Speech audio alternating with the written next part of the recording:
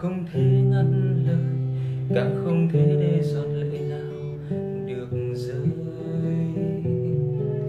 Nên anh lùi bước về sau để thấy em rõ hơn, để có thể ngắm em từ xa âu yếm hơn. Cả nguồn sông bỗng chốc thu bé lại vừa bằng một cô gái.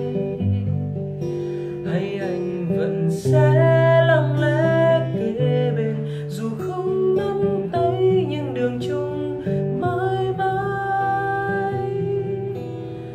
Và từ ấy anh mất anh hồn nhiên đến lạ.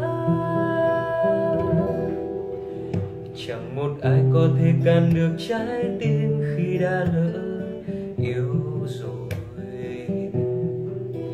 Đừng ai can ngăn tôi, khuyên tôi buông xuôi, vì yêu không có lỗi.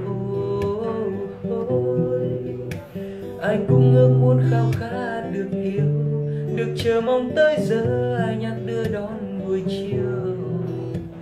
Mỗi sáng thức dậy được ngắm một người nằm cạnh ngủ say. Nên anh lùi bước về sau để thấy em rõ hơn, để có thể ngắm em từ xa âu yếm hơn. Cả nguồn sông bỗng chốc thu bé lại vừa bằng một cô gái.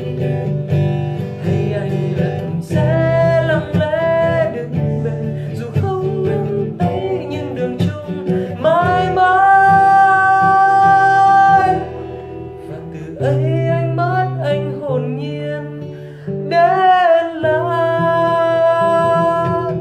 Nên anh lùi bước về sau để thấy em rõ hơn, để có thể ngắm em từ xa âu yếm hơn. Cả nguồn sông bỗng chốc thu bé lại vừa bằng một cô gái. Hay anh vẫn sẽ lặng lẽ kế bên, dù không nắm tay nhưng đường chung mãi mãi. Và từ